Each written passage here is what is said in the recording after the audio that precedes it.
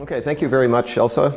We're very much enjoying our time here at University of Vigo, and we're very happy that we now have an agreement signed between the two universities, or will be signed on Monday, that will allow us to proceed with collaborations for the next several years, we hope. So we have been working on biogeography and climate for the last, really since 2004, looking at distribution of species on the European coast, trying to understand the link between climate and geographic distribution of species. And one of the events that happened during that time was an extreme winter. There's been long-term warming of the planet since the 1800s, in fact, even earlier, but periodically there are extreme events. In 1963, there was a very extreme event, which was well documented. This is a graph of the temperature anomalies in the period from 1950 to 2010, and you can see that there's very, very cold period in here that's 1963. And in 63, there were catastrophic die-offs of many species. There were in the English intertidal, there were catastrophic die-offs of a whole range of species, and the result of that winter was so catastrophic that it took some species as long as 40 years to return to their previous geographic distribution. So here we have a map of the 1963 sea surface temperature in February, derived from ECOWAD's data, and here we have the 2010 February SST derived from MODIS. And you can see that the 10-degree isotherm in 1963 was south of Arcachon in France, and in 2010 the 10-degree isotherm was in a very similar position. In fact, the distribution of temperatures looks very similar between those 2 years. As a result of this, we decided that it would be very important to look at the response of European intertidal to this very cold winter, because it was an extreme event that occurred against a background of long-term warming. And contrary to 1963, the winter of 2009-10 was preceded and followed by a very warm summer. So unlike the 63 period where there were cold summers before and after, in 2010 there were very warm summers. So we're looking at two kinds of species. We're looking at northern species and southern species. The example of the northern species that we are working on is the barnacle Semibalanus balanoides. It suffers reproductive failure in warm winters. And it also suffers mortality in hot summers. The reproductive failure is quite striking. If the temperature in the winter is above 10 degrees Celsius for more than, if you have at least a month below 10 degrees Celsius, then this species will reproduce. If you have less than that, then the species fails. And this is the result of experiments by Dennis Crisp, as well as Harold Barnes, and also field data from the French investigator Luc Treves. So we have a threshold of response. Warm winter, this species fails to reproduce. Cold winters, it does reproduce. There are southern species, in contrast, that we are looking at is the polychaete Diopatra.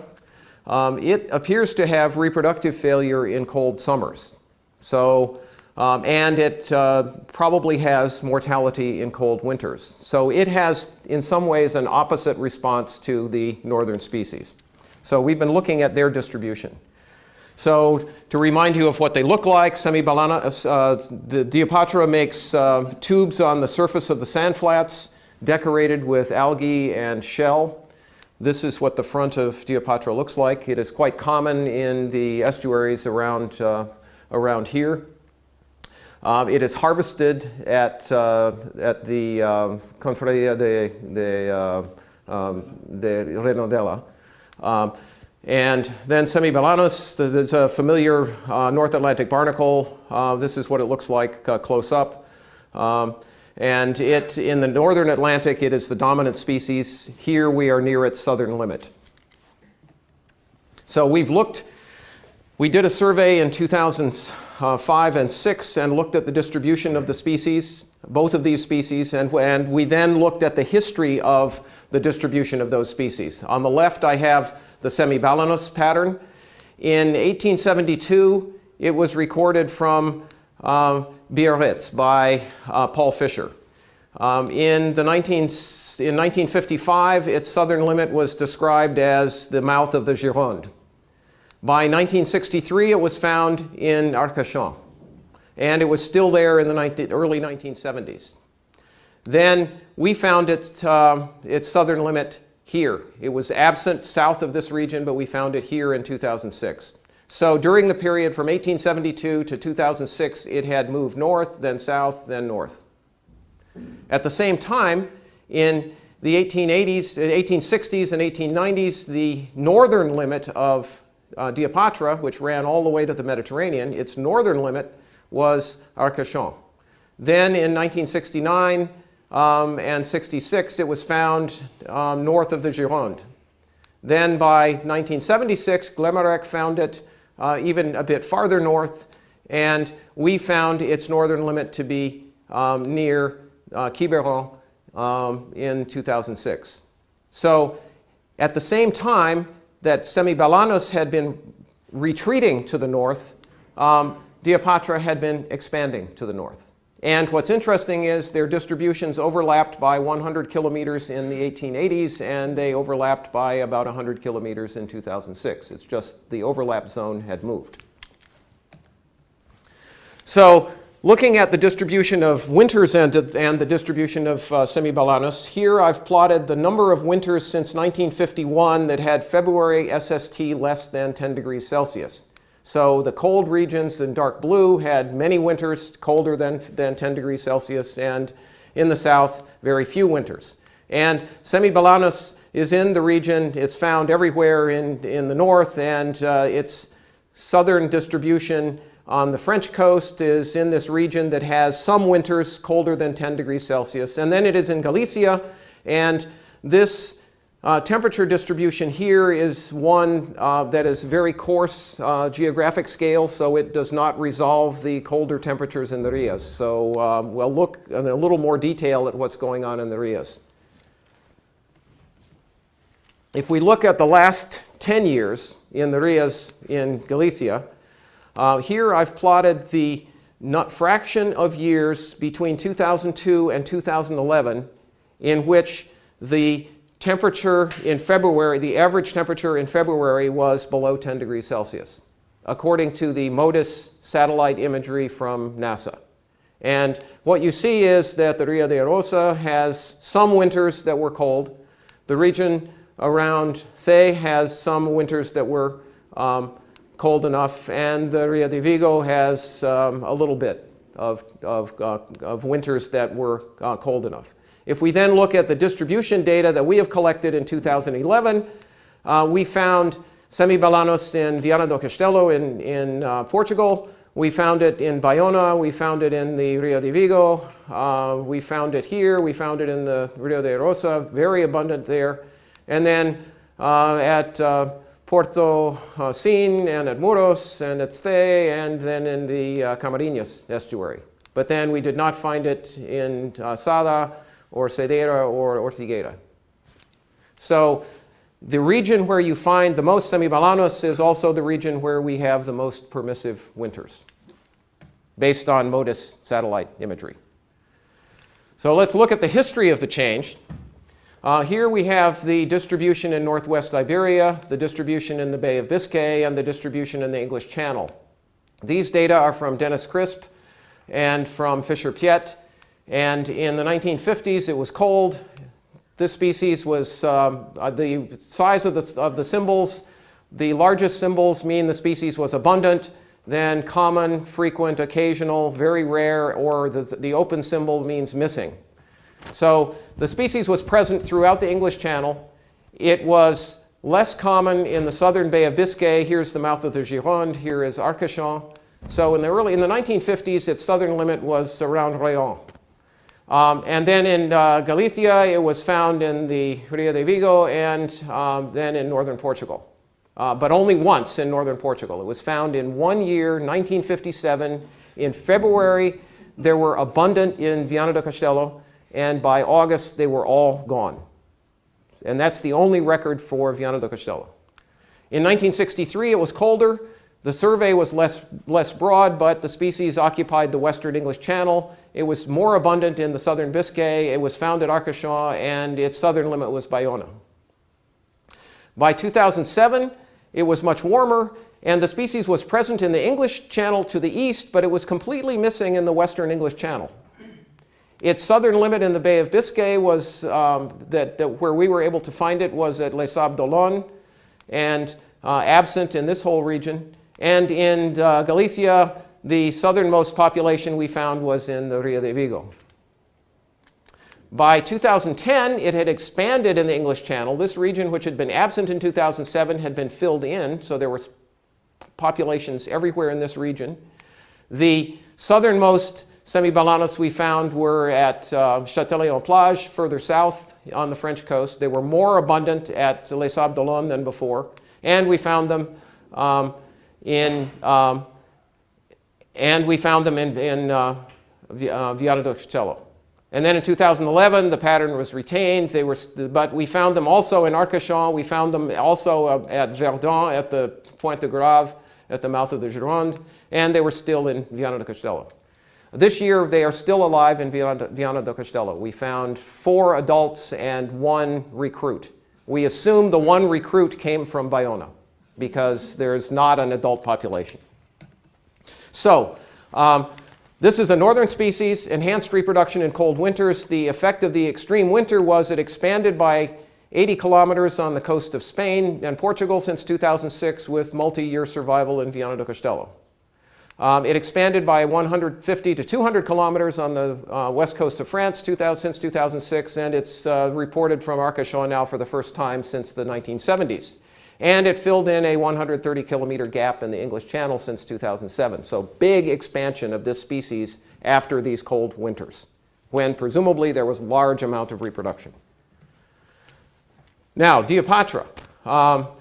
The Diopatra appears to be limited by cold summers. So here the diagram shows the distribution of summers since 1951 warmer than 18 degrees Celsius. In the north, there are very few. In the south, there are many. And the distribution of the species is quite interesting. Its northern limit in 2010 was here. It's found all along the coast until we get to Bayona. Then it disappears. And then it reappears again in Aveiro, and it's common all the way into the Mediterranean. So it has a gap in distribution here in the upwelling zone of Portugal, where there's summer upwelling, and it has its northern limit here where the water gets much colder. So our inference from this distribution pattern is that the summer cold temperatures are the problem for Diopatra. If we now look at the changes in this species since 2006 to 2011, in 2006, there was the gap in the distribution in northwest Iberia, present in Bayona, missing in all of these sites, and then reappears in Aveiro. The same distribution pattern in 2010, the same distribution pattern in 2011. So the cold winter did not change that distribution. On the French coast, northern limit was near Quiberon in 2006. It was still in that very small region, same region in 2010 and same in 2011. The difference, the one odd thing that's going on is that right here in the corner of Mont Saint-Michel Bay, there is an isolated population which was presumably brought by fishermen, and it has adults but does not have young individuals. And it reproduced sometime, but we're not sure when. And, but it is one isolated set of populations right here in the corner of Bay of Mont Saint-Michel. So this southern genus has been moving north since the 1880s. It has a distribution gap in Portugal, and its population success seems to be associated with warm summers. And it has relatively stable distribution since 2006 during the period of warm summers. So the extreme winter did not seem to make dramatic changes in this species, whereas the extreme winter had a big effect on the northern species. So we've now done some biogeographic modeling. We've built age-structured metapopulation models controlled by sea surface temperature using gridded ecoads temperatures from 1850 to the present. We assume dispersal based on either nearest neighbor dispersal, 10 to 20 kilometers per year dispersal of larvae, or now for recent times we're working with ocean models to estimate that. So we seed the entire coast with the species in 1850 and then see what happens. Every year there's a new climate. Every year there's some dispersal. Every year each location either reproduces or not. What we get is a pattern like this. This is time on this axis and geographic position along the coast along this axis. This tick mark here is Biarritz. This tick mark here is Brest. So Semibalanus, the model says the southern geographic limit should have done this during the time between 1850 and 2010. The dots are the observed southern limits. So the pattern of change in the geographic limit observed in historical records is very similar to what our model says should have happened. We made a similar model for the barnacle Cathomalus, and it shows something similar, moving somewhat north, south, north along with climate. Diopatra is a broader distribution. This tick mark is I think Cadiz. This one is something like Aveiro. This one is Biarritz, and this one is Brest. The model says the geographic limit should have expanded, contracted, and expanded. And except for the 1860 southern limit in Arcachon, the model follows the distribution pattern very well. And the model says there should be a gap in central Portugal, and we do indeed find a gap there.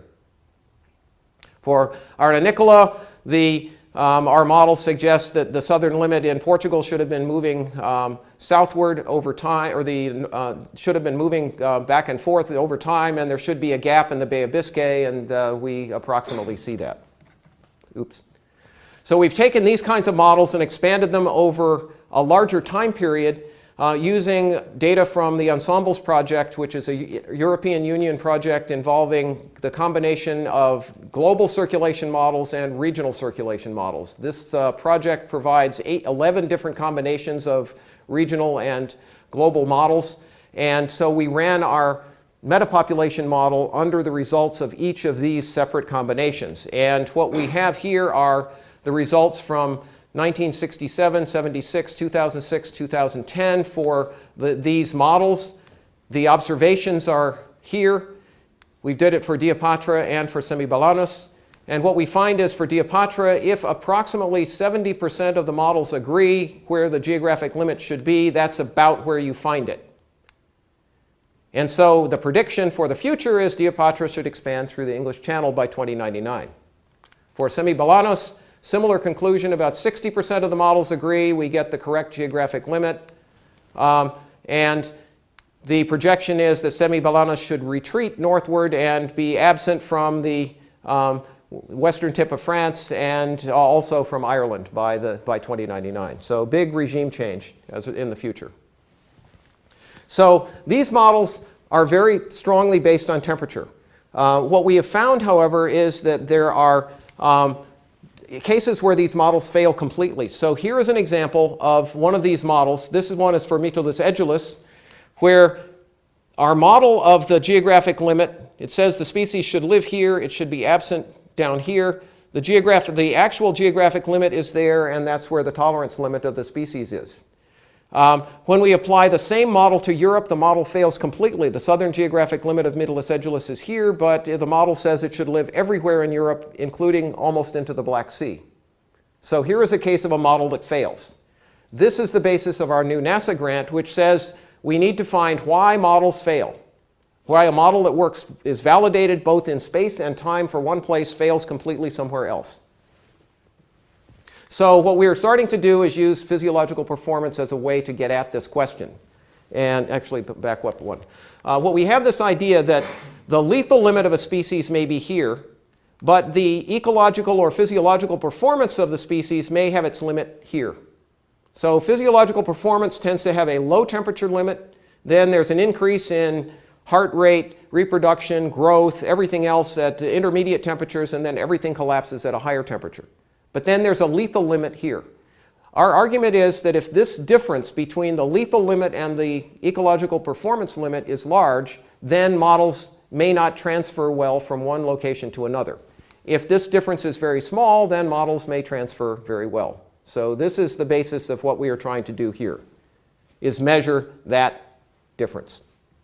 So we've done some preliminary analyses. This is a measure of the difference between assimilation and respiration for mutulus species, 3 species. They all have 0 net energy at different temperatures. Galliprovincialis around 28 degrees, Edulis around 24 degrees, and Trochilus around 20 degrees. And that matches pretty well their geographic distribution. If we take a scope for growth model incorporating daily SST and chlorophyll, we end up with this distribution of body size at the end of 1 year after larval settlement. And the end of the continuous distribution of animals that are large is right around here. And that's approximately the right geographic limit. So we think physiology will give us a clue here. So in summary, I've talked about extreme events. I've said they can have lasting effects. They had lasting effects in the 1960s. This leads to great difficulties in interpreting biogeography. If you go today to a place and find the distribution of a species, today's distribution is not only about what's going on today, but it's also about the history of the place. So if you don't know the history, you may get completely the wrong impression of what's going on. So biogeographic distribution is dependent on gradual climate change, as we showed from the historical effects. It's also important, has extreme effects that extreme events like the cold winters can reset geographic boundaries, move them hundreds of kilometers. And then it may take decades for that to return to the previous distribution.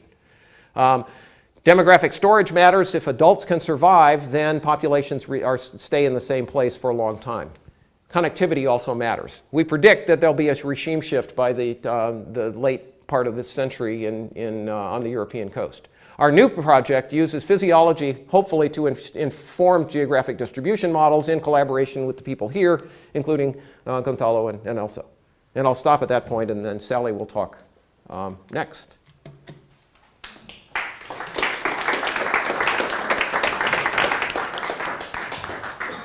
That happened during that time was an extreme winter.